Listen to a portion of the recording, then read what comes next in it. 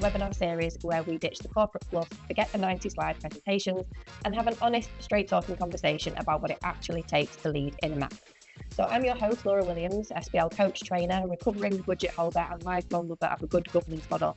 And I've worked in schools and trusts and now with leaders across the country to try and make sense of the beautiful chaos that is education leadership. MATChat is proudly powered by a schools advisory service who offer practical, high-quality support that doesn't just tick boxes but actually makes a difference. Like this series, which was actually born out of one too many chats over tea and the occasional glass of wine, where we decided that one-off webinars weren't cutting it and we needed something real, regular and rooted in the lived reality of trust leadership. So here we are. So this week is episode 4 and I'm joined by the brilliant Jonny Coates, who is Head of Business and Financial Support Services at Nicholas Postgate Catholic Academy Trust, a group of 38 schools across Teesside, North Yorkshire and York. Jonny's route into education is a great story because he was helping someone else apply for an SBL role, then found himself intrigued and ended up catching the bug himself. To date, he has completed CSBM, IOSH Managing Safely, and the Level 7 SIP for Financial and Operational Leadership and Management qualification. Since 2010, he's worked in 2 maintained primaries and 2 maintained secondaries and as Chief Operating Officer of a MAT in Durham. Jonny was appointed as a trustee of ISBL in 2021 and now serves as Vice Chair of Trustees and has previously held governance roles in maintained schools and as a MAT trustee. Now, in this episode, we're digging into what it really means to restructure and evolve business functions in a large trust. So the why, the how, and the inevitable headaches that come with it. So expect insight, practical examples, and a few, in their moment as well. So pop your questions in the chat as we go along, because we're going to wrap up the session with a Q&A. But for now, let's get into it. Welcome, Jonny. Good morning, Laura, and morning, everybody on the call. I hope you're all well. I was going to say, we've got a nice group here with us. Yeah, lots of familiar faces. It's great to see people from up and down the country as well. So I'll just start with the caveat that the accent probably gets worse during the call. So there is no translator involved, but hopefully you'll be able to understand everything I'm saying. And please keep the questions going if if I don't articulate something in the best way. But thank you for the introduction, Laura, as well, and thanks for the opportunity to talk to everybody as well. No worries. I'm quite excited about this because obviously I have to remember that I know a lot of what's been going on because we've worked together on some of this with the trust. So I'm going to ask probably some simple questions first, just to kind of set the scene for everybody who doesn't have that background information. Yeah. So you started at MPCAT in what year? It's 2023, so it's coming up 2.5 years ago now. Okay. And set the scene for us in terms of what it was like at the MAT in that time, what your role was, and what was the business function set up like? Yeah, so it's quite a unique trust in effect. Really, the operation for business services was something that I kind of brought in and rebranded. So originally, it was 25 schools in 2019, I think, and then it went to sort of 37 and 38 when I joined. So a large sort of transformation really from 25 to 38 schools. We cover 5 local authority areas, and the admin, business support staff, business managers, they all work centrally under my sort of division, which is Business and Financial Support Services. So when I joined the trust, effectively all of those colleagues, about 130 of them, are centralised as such, and they work for the central team deployed in schools. They've got flexible deployment, so in their contract, which means that if we've got a need somewhere in another school, they can be deployed in another school to support. There are quite a few sort of nuances I've found really throughout the time I've been here, and just in terms of how the structure is set up. So head teachers have a dotted line to the business manager, but we know that business managers and head teachers should have that relationship, in terms of being the right-hand person and the person that they can rely on. So I'm really keen on kind of making sure that is a secure relationship, and that can be quite tricky because there's competing demands from a centre and from a school's point of view. We also have 3 different levels of a business manager, for example, depending on the size of the school, which is again another kind of a learning point for me really when I joined the trust, that is how they kind of create a pathway. It depends on the size of the school, which does work in some instances but also doesn't in others because it restricts. So what I've tried to do is try to align some of those areas, try to change the strategy a bit, and we've offered things like qualifications, so apprenticeships for level 4 school business professionals, We've done customer service training for all admin colleagues. We've offered other opportunities as well to learn and develop and grow and network and collaborate. So all those things have kind of been in the last couple of years. Lots and lots of work with you, Laura, as well, which has been fantastic. And we created things like a trust handbook for business managers that you worked on with a team. We have sort of drop-in sessions with you where the business managers can access that on a monthly basis. And you've also delivered some stuff face to face, which has been, working on particular areas such as difficult conversations or dealing with situations that arise, and how you use your knowledge and skills within an organization to really get at the bottom of a problem. So lots and lots of things have happened, and it's only 2.5 years has flown over. Really, there's lots and lots of things happened, lots of good things happened for those colleagues as well involved. I think hopefully they can say that we've really tried to move forward with professionalizing the role in their schools and valuing what they do, and I'm obviously a massive advocate of school business professionals and practitioners around all the schools. The work they do is invaluable, but it's how we kind of keep that kind of on a constant train of development and improvement, because we always want to improve and we always want to make things better for everybody. So that's kind of where we're at. So in terms of where it was, like you say, you've done a lot, I know, in the last 2.5 years. Who did those people report to before you got there? So there was a finance team with two separate individuals who the business managers would report to, and it was quite a loose arrangement. I think originally they reported to the CFO or head of finance role, that kind of role, and then that person left the organisation. There was then the finance team. They report to the head of financial management and reporting and a senior finance partner. When I joined, they all reported to me from sort of day one. Really, we had a bit of a handover, and then so rather than have two different people in finance, it's me with a business management background and finance background and all those things I've discussed, but where I've worked and things, and that's where they reported into. I think previously to the trust becoming 25 schools, they all used to work in schools with a direct report of the head teacher. So in 2020, there was a review where they grew as a trust, and the role was split across two schools. So a business manager may be in 1, 2, or 3 schools, and it works well in some settings and not well in others. And that's what I've kind of unpicked over the last few years.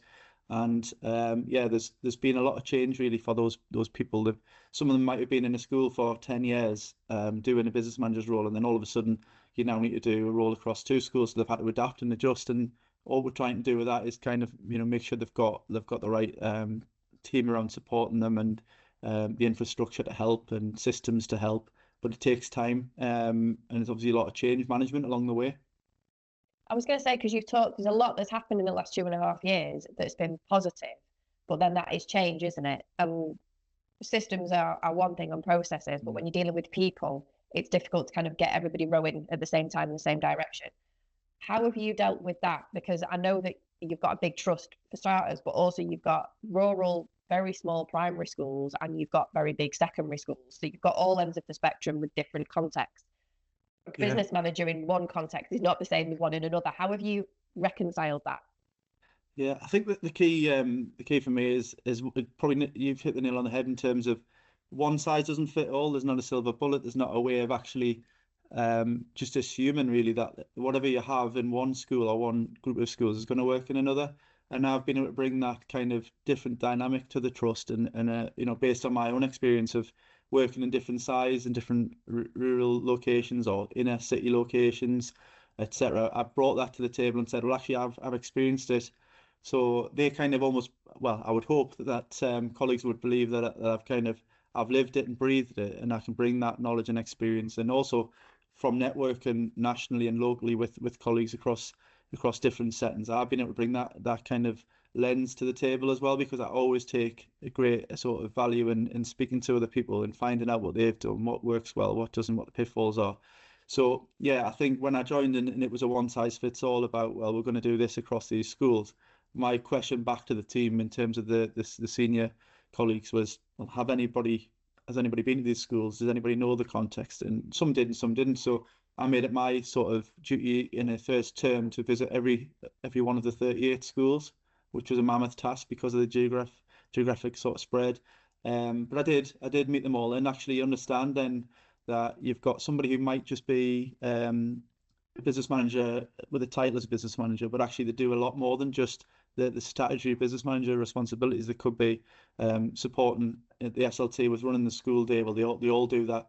There could be, you know, out dealing with an attendance issue, dealing with a behaviour issue, out on a school trip, in the kitchen helping supervise lunch. And there's lots and lots of things that happens in a small environment as opposed to a large primary or a large secondary where they'll have teams that do that work, and that support is differently distributed. So I think that's something that's massive, and I think I've got to re-emphasize that one size doesn't fit all, and I'm being really keen to look at how we can take what we've got and adapt it to suit the needs of the context of the school that you're in or the trust you're in, because they're all very different.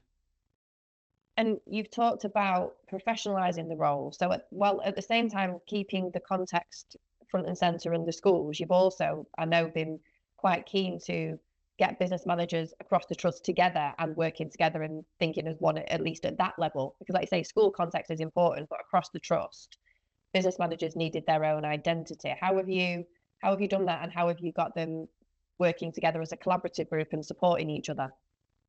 And yeah, I mean, there's a few different things that we've looked at. When I joined, there was a forum that had been created, I think, about a year previously, and that was where business managers would either come along if they wanted to and have a chat with corporate services, which is the central team on the operational side of the business, if you like. That was not really a very well structured event. It was just sort of a few updates from different people, and then they could kind of go, and it was a very short event, probably a couple of hours.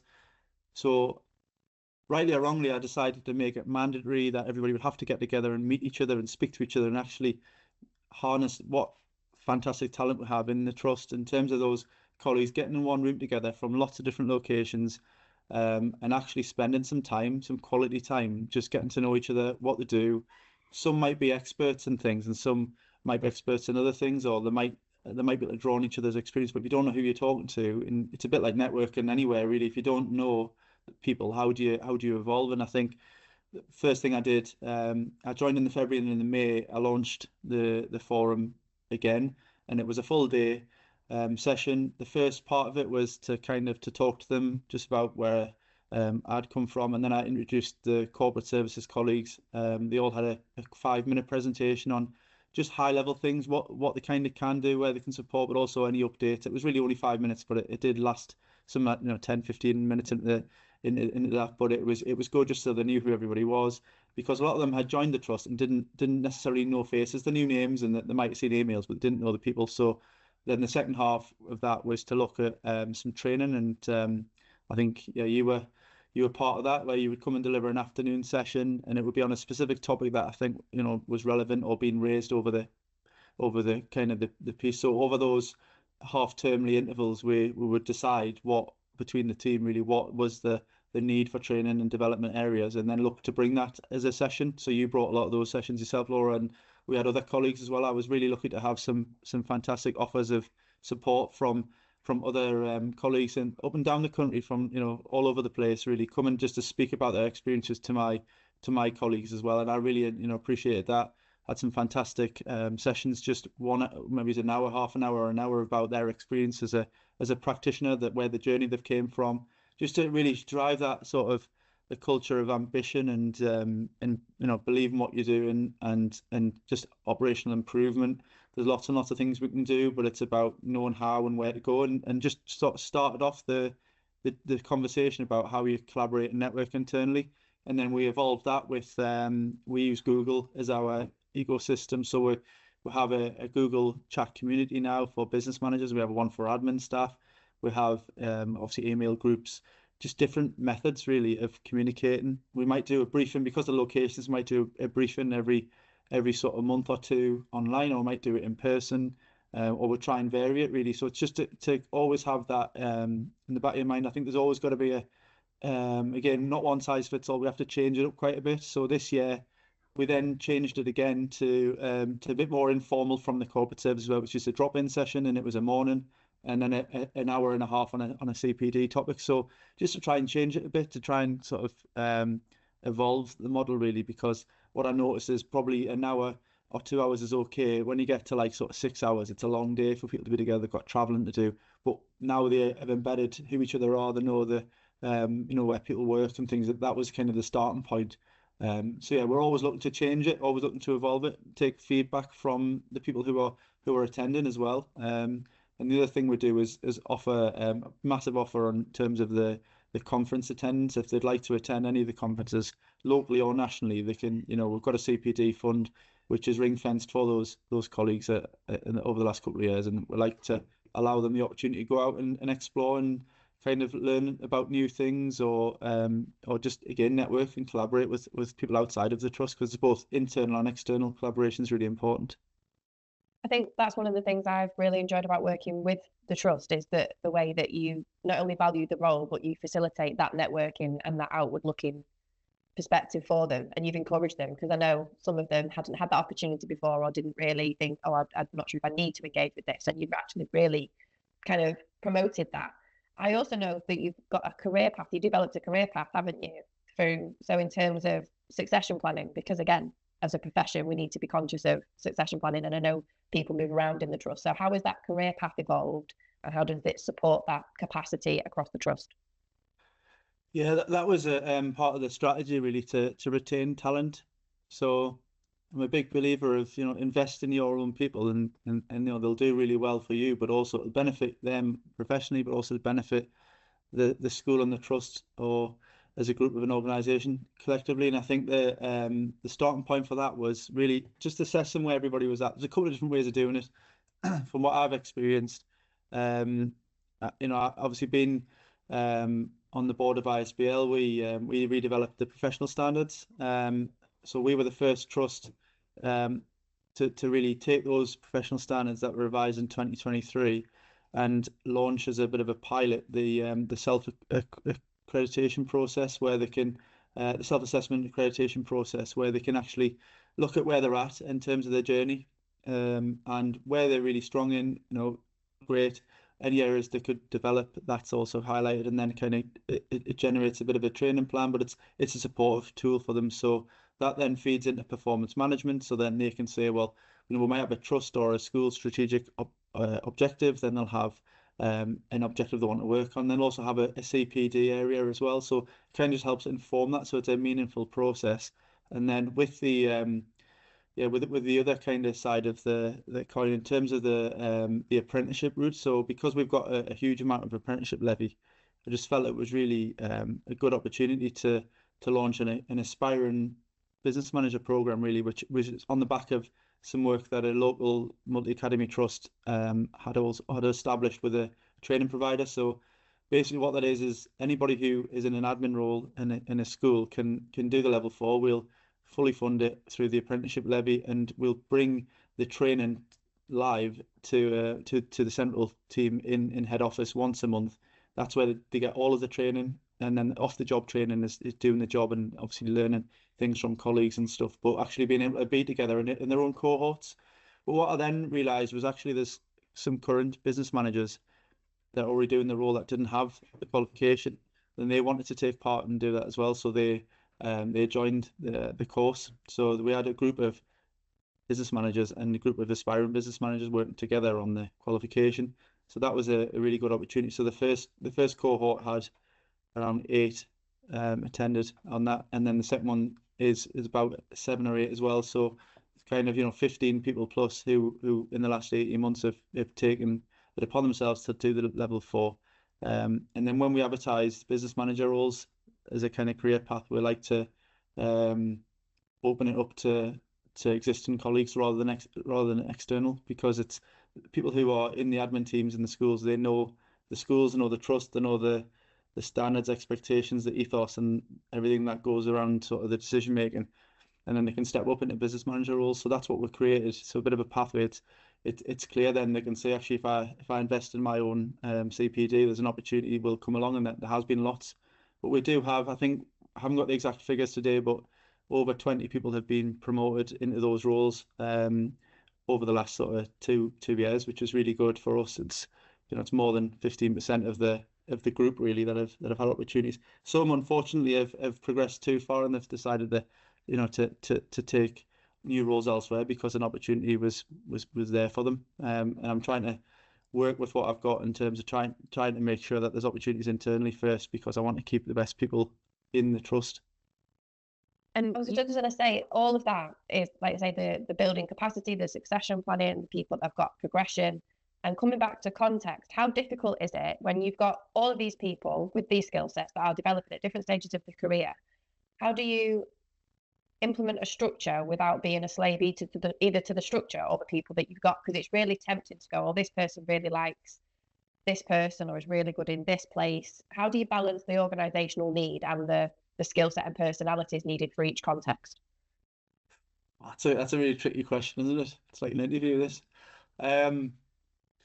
Yeah, it's probably just looking at processes and systems. I think that's what drives that. So looking at reviewing systems and processes so they're consistent. So if there is a change needed, or if there's a problem in the school, we've got a system and a process that has been sort of standardized as such, so that it can be picked up by anybody in any setting. I think originally it was just very much localized sort of policies and procedures were dealt with differently in local contexts. So we're trying to do that a bit more of a consistent approach across the trust.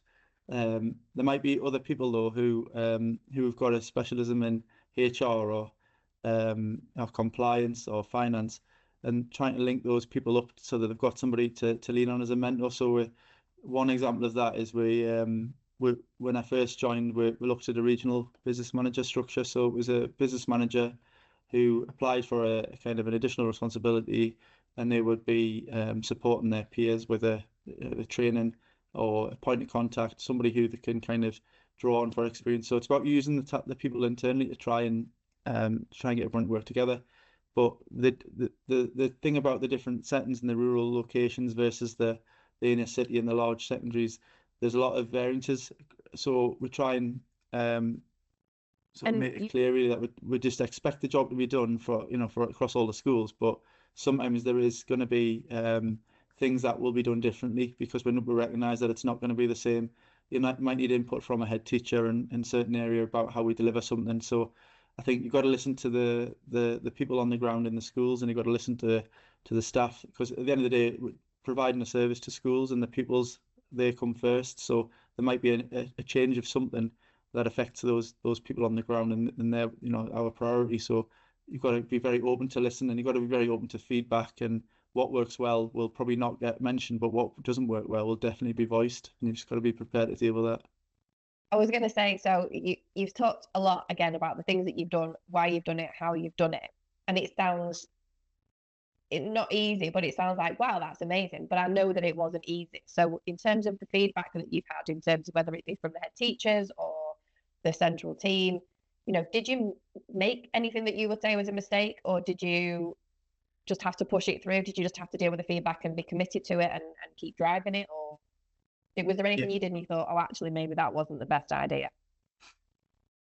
Somebody does say quite often in here, there's lots of crazy ideas, lots of things that probably are a little bit out there. But I think at the end of the day, you've got to try things. You have to, if everything was perfect and everybody knew the right answer for everything, it wouldn't be a need really for us to do this type of thing, to be innovative and creative and to do different things. So for me, I've taken a lot of flack really for a lot of the decisions, but a lot of them kind of probably because people don't necessarily understand the purpose and the reason why. So what I've spent more time on than I initially started, I think probably I've had more time to understand the kind of uniqueness of the schools, and actually how you deal with people is not all about dealing with them in the same way. So we know that some will be really, really invested in change and really invested in transition through whatever it might be, supporting everything that you do because they're fully on board with it or they understand. But there'll be others that don't understand or don't know, and we haven't really explained it to them very well. So I take responsibility for all of that. All the change, transformation really comes from the leaders, and we've got to be open to challenge, and we need to support the schools, but we recognise things don't go well sometimes, and if they don't go well, let's move on and put it right in what could we do to make things different or better. So we do have a we had a few forums where this is for leaders, so school leaders would voice their concerns in an open forum. That can be quite challenging because, you know, once you get one opinion, then a couple of other people might jump on the bandwagon. But actually, some people don't say anything if it's going well. So what we then did was change it as well. So have a bit of a Google form of collection of information that way, and you got some really good responses in there. So some of the positives. And then another way is actually going and visiting people and just saying, right, this is why we've done something. This is the reason why I think this is the right thing to do. And then you listen to them, and then you might make a concession or a tweak. It's not about accepting that you've got it wrong or just giving in to sort of what you feel is you have to do something because you recognise actually they might have a really valid point that you haven't considered. So for me, yeah, definitely listen to feedback, have an open mind, and I don't know everything and I don't have all the right answers most of the time. To be honest, it's about the collective organisation, and the people within it really are the ones that know how things work. Yeah, I might bring a dynamic of I've got experience of X, Y, and Z, but there'll be other parts of that I haven't considered. But things that don't go well, I think initially some of the rollout, for example, of some of the new systems we've brought in, that they've been rolled out with a date, but we haven't really been able to communicate with everybody at the same time in the same way. And that's really hard because the line managed by the central team as opposed to school leaders, they've got a dotted line. That can be quite a grey area because in their school, they are the head teacher or the head of school or the executive head. They are really, you know, the person in the school that makes the decisions usually on lots of key areas. So you've got to involve everybody all of the time, and sometimes you miss that. You miss being able to do because of the scale of the operation, really, the number of people involved. It's very difficult to get everybody on the same page on the same day. And you've got flexible working arrangements, people work in different schools and different days, with different people in there, head teachers across more than one school. How do you get all the information to the right people on the right time at the exact same time? As soon as you tell one group of people, they've already told somebody else, and it kind of that's how it works. So it's like Chinese whispers, isn't it? And they've all added their own assumptions to what they've heard, and things get lost in translation, don't they? So I think that would probably create a lot of issues. Yeah, but I have created a sort of an opportunity for people to speak to me about certain things, and either openly in a forum together or even separately. So constantly being available is something that I think isn't a bad thing. You might think it sounds like a big, you know, in terms of you're going to be constantly bombarded, but you're not really. It's just about, well, if I don't like something, I want to be able to, you know, speak about it. And for me, I would say, well, let me know, because if I don't know, I can't do anything about it, and I can't change it if I don't know about it. So I kind of make that as a starting point. Let me know where things aren't working well, or even if they are working well, it'd be nice to have the feedback for the staff to let them know really that what they've done has made a bit of an impact and it's made a change to their life, and that's really good as well. So in terms of MPCAT, what I find interesting is that initially, you know, like I say, they centralised to a point, mainly the finance function by the sounds of it. You know, the reporting line was through to finance, and all the other business functions that we're familiar with a traditional role weren't really looked after. Obviously, you've come in and it's become much more of a rounded role and recognition of that.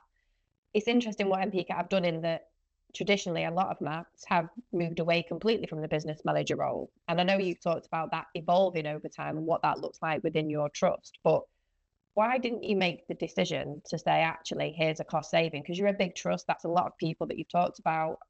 What went into that decision, and why did you not go the obvious way, I suppose?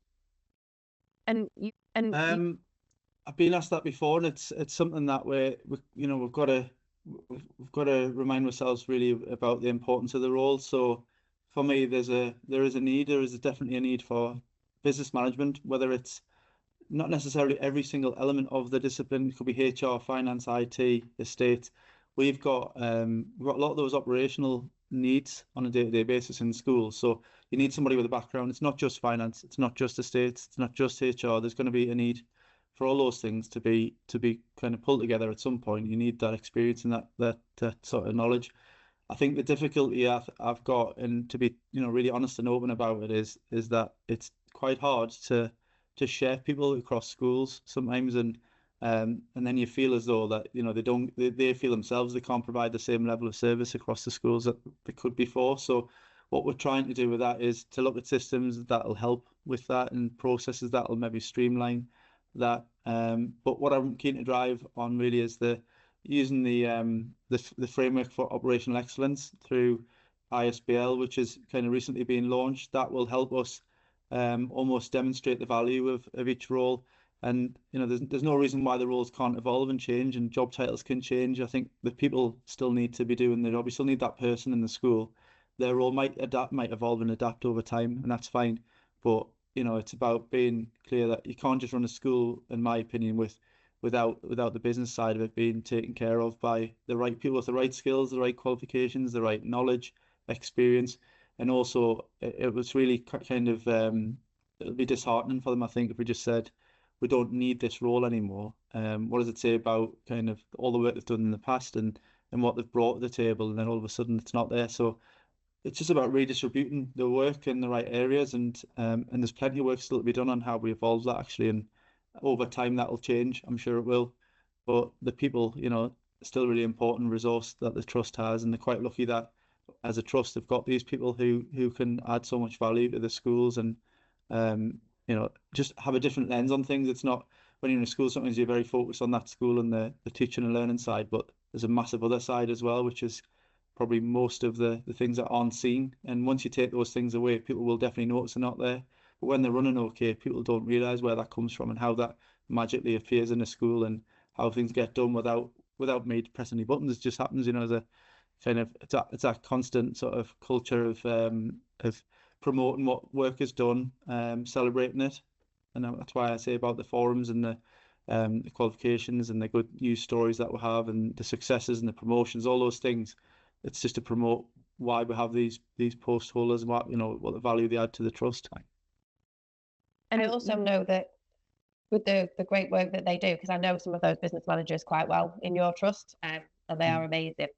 I also know that there's lots of conversation regularly by you and your team in terms of squaring the circle between being a business manager in a school and serving the context and the needs of the school, and having that accountability to the central team. Because you said before, there's dotted lines, between the head teachers and the business managers. How do you manage that? Is there ever a point where the people in those roles are not sure what to do, who to go to, and how do you kind of keep that level? Because it can get a bit noisy, can't it? Yeah, that's a really good point. There's a lot of that goes on, to be honest. I think it's just about being open to the fact that they are there first and foremost to support the schools and the school leaders with the day-to-day run of the school. So there will be kind of probably a lot of the things we don't see from a central team that goes on in the school. Obviously we don't see because we're not there. But the head will hopefully support the other side of the coin when strategy deadlines need to be met, and things need to be completed and returned by certain dates, that they do allow that time for colleagues to be able to meet the deadlines, and they do, to be fair. There's not really any challenges on that side of it. It's more around, well, what can they do? Can they help me with this? Can they help with that? And yeah, I think within reason of all jobs, and the job description is never just what's written on paper. There's always more. Everybody knows that, especially being in a school or a business manager role. There's a lot of things change, but it's just about constantly being open to two-way dialogue. So the head teacher is not a line manager, so if they've got a line management issue, they will come by and large to me or one of the regional business managers with an issue. They'll deal with the line, which is quite tricky sometimes. If there's an issue, you'd think it might be easy for the head to deal with it. So where they can, they probably will say, I'd like this to change, but sometimes they feel as though they're obliged to let us know, and can we intervene in a different way. So whatever works best, really, but generally speaking, it's a two-way thing. But there'll be heads that might do things that or try and do things that aren't compliant, and the role of the business manager is the link between the central team and the schools, and keeping the head teachers compliant is something that they're there for as well. So holding them to account is what they're there for. Just like head teachers have to hold teachers to account. It's the same. The central team have to hold heads to account in terms of resource allocation, and those types of things are really important, because we're bound by the Academy Trust Handbook and all the regulations and rules and things that come along with that. So we've got to keep everybody protected, really, and that can be quite a challenge for a business manager to challenge ahead. Maybe when they've got a really good relationship and there's something that they're not comfortable with, it just ensuring that they know that they can do that, they know they should do that because it's the right thing to do. But actually following through on it and having the integrity to be able to see it through, that's really important in my values, and how I try and sort of empower people to get on with it and do it. But it doesn't always work like that. It can be quite challenging for them. I was going to say, I know with a big trust, even if it works by and large, there's always an area, isn't there, where that it doesn't quite go smoothly. But I think that comes back to what you were saying about being available. So you're nipping problems in the bud rather than letting them fester and kind of develop into something more. You've mentioned it a couple of times. Just share a little bit more with us in terms of your structure about the regional business manager and how that works, how they fit into that accountability system and line management. And you, yeah, they are a role of it's an extension of a business manager's role, really. So they still have responsibility for business manager in one or two schools. They then also have taken line management responsibility of a group of other business managers. So they might have 4 or 5 of those. And originally, I suppose we talked about where things could work well and could work better. Sometimes the geography hasn't been correct, so they've been sort of across 2 or 3 local authority areas managing 3 or 4 people, and it can be quite challenging for them. So we've tried to every term really kind of review that, but move people around in terms of who the line managers are. So they've got other support networks created, and look to kind of to make it more localized. And then the regional business managers will report into me around any sort of day-to-day issues. We've also recently sort of had a temporary opportunity for a trust business services lead role, and that lead role is supporting the regionals as well with some of the strategic sort of direction and some of the operational changes that need to happen around systems and processes, and also with procurement, trying to keep those things on track, because we're business managers they also have procurement within their roles, and we also have trust level procurement, so there's a crossover. So all of that feeds in really nicely to sort of me and the team.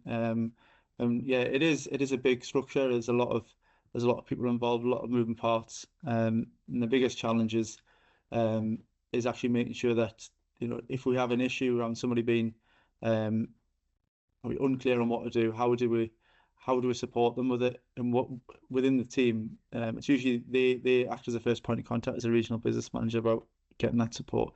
And if they don't know the answer, they'll more than likely know where to go with it and help them, signpost them, just to guide them and where to go for that issue to be supported or resolved. So there's lots and lots of sort of bits added onto that, but that's kind of where the roles sort of started, and how we've tried to evolve it over the time.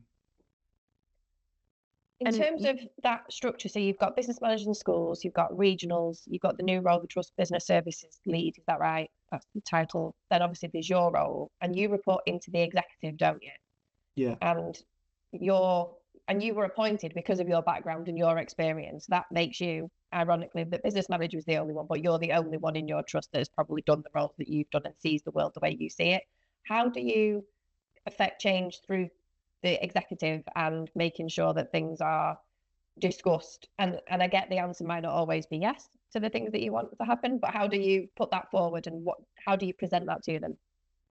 And I think a lot of it is about, I've had a different sort of transition to the role I'm in, and I've worked in different settings and different roles and different experiences along the way, including stuff that isn't actually education. So I've worked in financial services, and I've worked as a civil servant. So I kind of know a lot of different things about different change management processes. Sometimes there might be an idea that's discussed, and I say, well, actually, it isn't going to work because of this reason, or it will work because of this. It's trying to add that little bit of different view on how things can and can't work well. It's quite difficult sometimes if somebody's got a clear idea. I want to do this because I've seen another trust do it, for example. So I think the other good thing is, I've got a good network externally to the trust, and I know that a lot of the trusts I talk about, I know somebody within it, somebody in there who I can go to and just say, well, yeah, let me go and find out, because I've got a good relationship with that colleague in that trust, and I can go and find out and actually get the idea of how it actually works.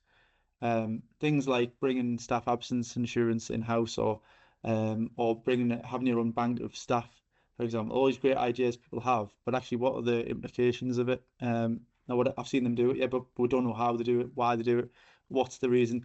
And sometimes you've got to be guided by the strategic direction of the trust board as well. So the board set the scene, really. They will also then probably shape the resource envelope you have. So what money have you got, really?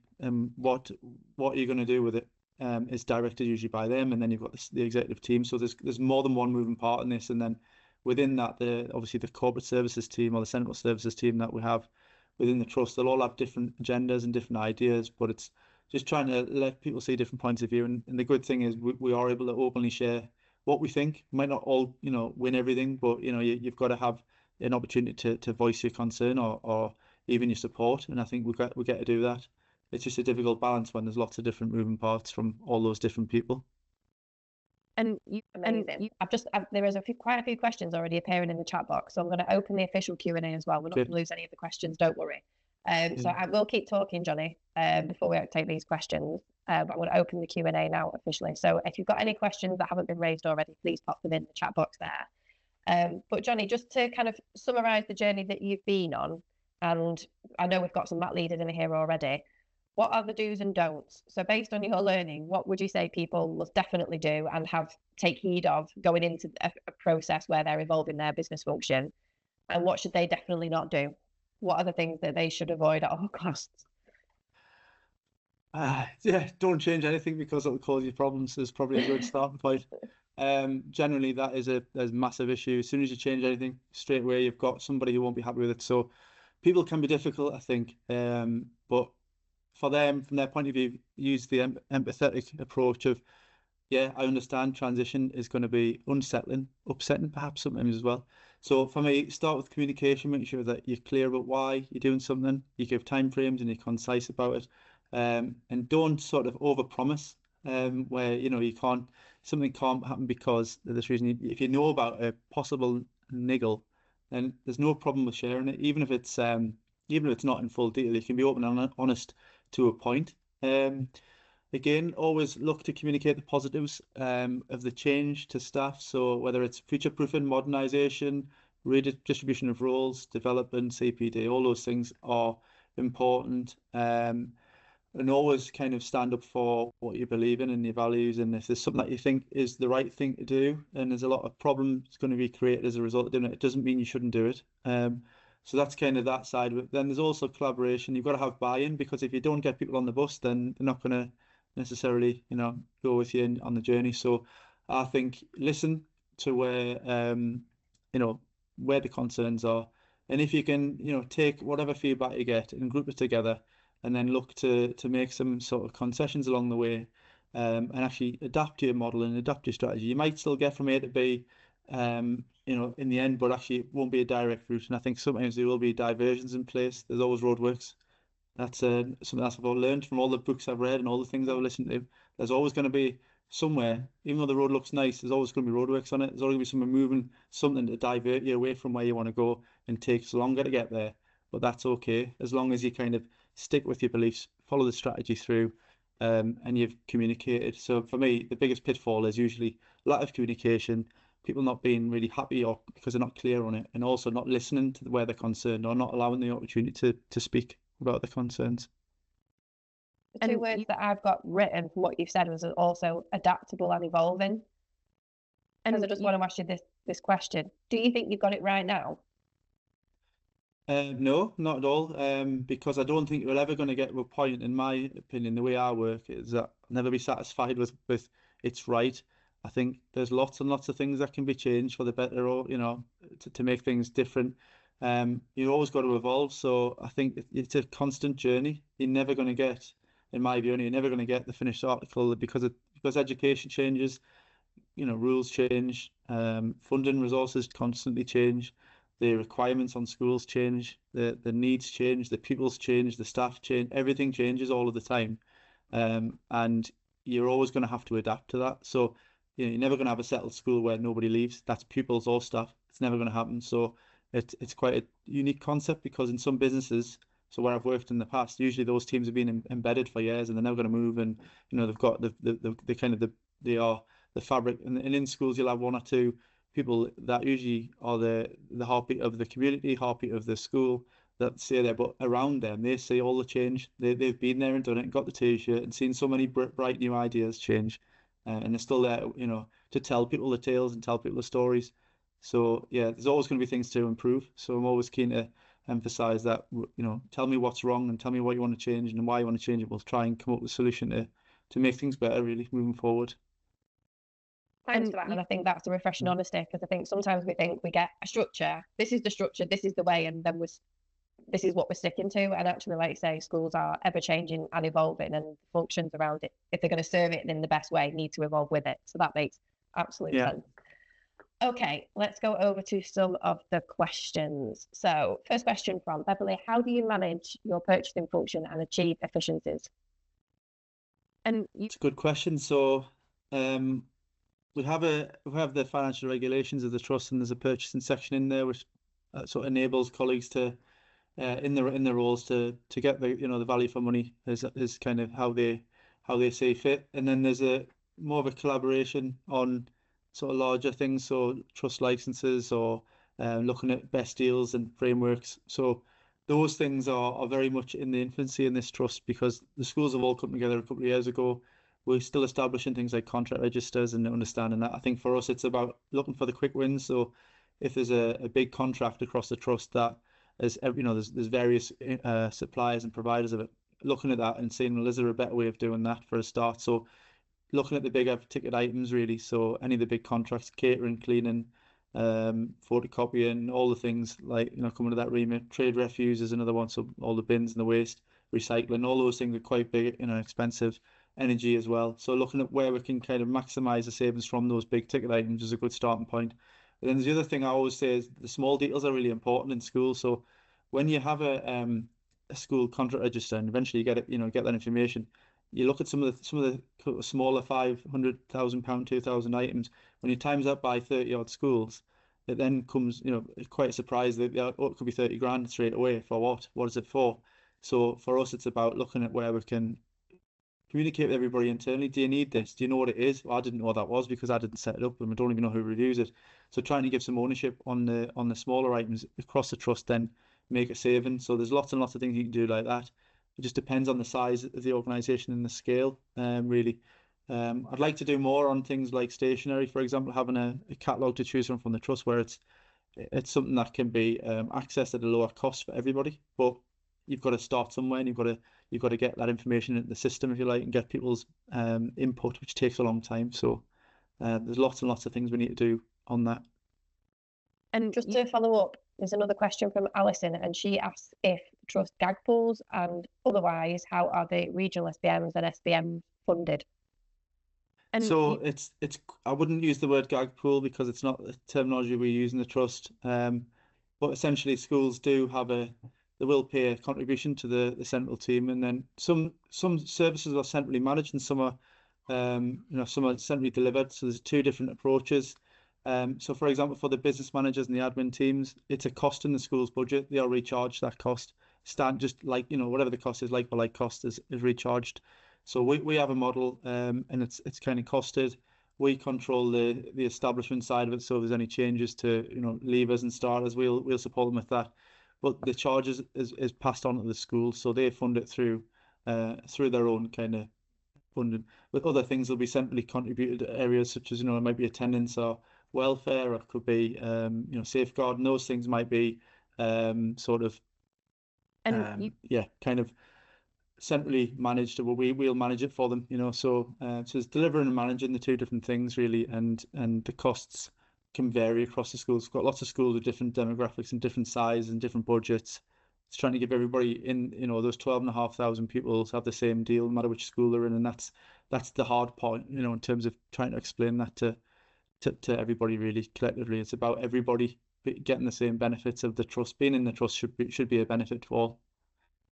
And another question from Alison: which training provider do you use? I think that came in when we were talking about business managers, but if you mean anything wider, Alison, just let us know in the comments. But business manager training or we looked for an apprentice. So basically, just using the apprenticeship levy resources in terms of the providers out there. What can they deliver? So we're looking for a business manager qualification.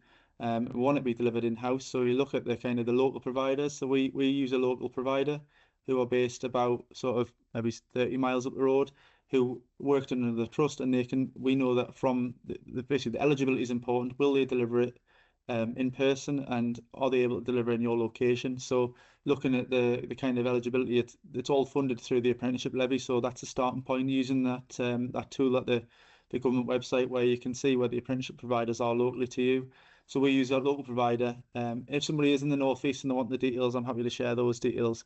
Just get in touch and I can give you the contact. But they've been really good and really successful, and people have enjoyed the training.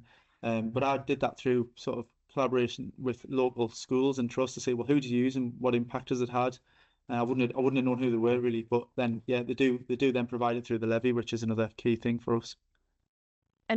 Next question from Tony. Do you think that greater centralisation reduces the need for business manager roles, especially in small primary schools? I feel that the role will diminish in a growing MAT. And how did you harness any talent you had into specialist roles, for example, estates or health and safety and compliance? Yeah, I think it's a very good point, Tony, and probably bang on the money in terms of the smaller schools. And so for me, there was I'll give you an example just around some of the people that we had. So one person might be covering 3 schools as a business manager, but one of those schools is 1 day a week, and it's a rural location. They don't know kind of the day-to-day goings on because they're only there 1 day a week. So what we did was we took a step back from that particular model in the small schools, and just as a pilot. And the person that was the senior admin in the school, that was there every single day, the heartbeat of the community, the person that knows everything about all of the parents, the families, and everything that goes on in the school, they took on a bit more of a senior role, and they had support from the regional business manager. So it became just a different role, really. So the regional business manager would discharge the statutory duties for them and support them with like payroll and financial management report. And so that's where, yeah, in terms of what Tony's saying, depend on the size, it's all about the size and the kind of scale of the role in the school. In a secondary school, in a large secondary or a medium-sized secondary, that is very different, because the business manager needs to be there, in my view, to coordinate all those things for the team that they've got on the ground. And it's different in a small primary where there's only one person in the office. This is actually a huge sort of organization with maybe 150 staff, for example, and there's lots of things going on, lots of moving parts. So you've got to have the balance right. And I think, as I said before, one size doesn't fit all, and it might not work for every trust. They might say a different model, but for us, we've got a bit of a blended approach with regional business managers and with business managers and some kind of senior admin and different roles, and they will all evolve over time, I'm sure of it. But it's more about the people being able to do the right job. So when we've got opportunities in estates and HR and other admin functions like governance, for example, there's a few people made the move from admin to governance because they've got that experience of being part of a school community. They know what the school's going to ask in terms of governors meetings and local governing bodies. So that's been really useful. And some people have made the move into an estates role because they really enjoyed the project management side of building works in their school or any compliance stuff. But the business managers still support the estates teams with the compliance and ensuring day to day actually happens on the ground, and day to day that any issues locally are managed locally, because the central team can't be everywhere at the same time either, across the 5 LAs and across the huge sort of number of miles between the schools as well. It just depends on the local context. And if you're a trust with only schools all within like sort of 5-10 miles of each other, then great, that would be a totally different model. But we don't have that position, so it's quite a huge sort of spread. So it just depends on context. Okay, next question. What is the most influential book or similar that you have read in your roles with SBMs? There's a couple of really good ones. Diana Asagi is a really good book, Courageous Leadership. As I listened to her speak and was really motivated by her, and I previously read bits about her online, and that's a good one. But I tend to look outside of the sector for my sort of motivation and inspiration, and I look at things like the High Performance podcast through all the different people who I know I can relate to about what they've experienced. Everybody's been through things. It doesn't matter what sector you're in, really. Everyone's been through some things and they kind of dealt with them. But I do like to see people do well. So practitioners who write books, I think, is amazing. Like Joe Marchant's done it. Julie Cordner sadly passed away a few years ago. She was local to me, and I worked with her on some stuff and about finance, and she was really inspirational and just so passionate about it. Anybody who you can relate to, I would say. It's quite hard for me to say this is the best book because people have different learning styles, and I'm more into the things I can relate to, real life stuff. What have you done? How have you done it? And another person I'd just like to flag at the moment, if you look for a book by somebody called Tracy Field, who's a practitioner in the Northeast, she's got her own consultancy business now, but she's got a lot of knowledge and experience and wisdom and so many good things that she's done over the years. She's going to be releasing a book in a few months' time, and I think that'll be one to look out for because she's just done so much really good stuff and really, really keen. She's a massive advocate of promoting everybody in the sector and in the work they do, and that's what resonates with me, but it might not resonate with everybody. So it's just about your own preference. And final question, I think. I feel like I've bombarded you with all of these questions, not just mine now, but everybody else's. This question is from Bal. How do you see the SBL role changing with upcoming technological developments like AI? What about risks and opportunities? That's a good question. So I was just talking about operational excellence before, and I think that's a good starting point. Within the OpEx framework, there's a lot of things here. We want to enhance processes and systems by the use of different tools and technologies, and AI will have a massive impact on that. There's no problem with it as long as it's used correctly and it's, the human interaction is still going to be needed. For me, it's about the time you've got is really precious in the school, and it's not enough. It's never enough. So having the time being able to be spent more efficiently and go a bit further. And even going back to sort of 10 years ago when we were still counting dinner money in offices, bringing a system in that could do that automatically through card payments, for example, take the money away, take the banking away. That hasn't meant we've lost any people. It just means that the role's been kind of changed and it's more efficient now. It only takes 1 day instead of 5 a week or whatever. Those types of things. I mean, you can put your time into more other areas, really, more kind of opportunities, but opportunities to develop and create systems that are more kind of efficient. And just allow you to use your time in a different way. And it's all about evolving. And I think everything's going to evolve. New ways of working shouldn't be, they're not new concept, and there shouldn't be something that we are afraid of. But yeah, just embrace it. Embrace technology because technology is your friend. It really is something that you can massively count on to do good things. And you got to embrace it and use it and not be afraid of it. And change will happen. It's just about using it as an opportunity for yourself to develop as well, really. Amazing. Thank you so much, Jonny, for taking all of those questions and for speaking to me. Like I say, a final thank you from me just for coming on and for sharing your experience. I know you've shared a lot there. So that is a wrap for episode 4 of MATChat. Thank you for sticking with us through today's deep dive into the world of MAT Business Services. Hopefully it has given you some ideas, some reassurance and a clear way forward. If you like what you've heard, please make sure you sign up for the next episode at schooladvice.co.uk/MATChat. You can also listen to previous episodes there as well. On the 26th of June, I'm going to be joined by Jamie Peacock, former rugby league legend, to talk about the link between well-being and high performance and how small, consistent changes can help you lead with more clarity, energy and purpose. Until then, thanks again and see you next time on MATChat.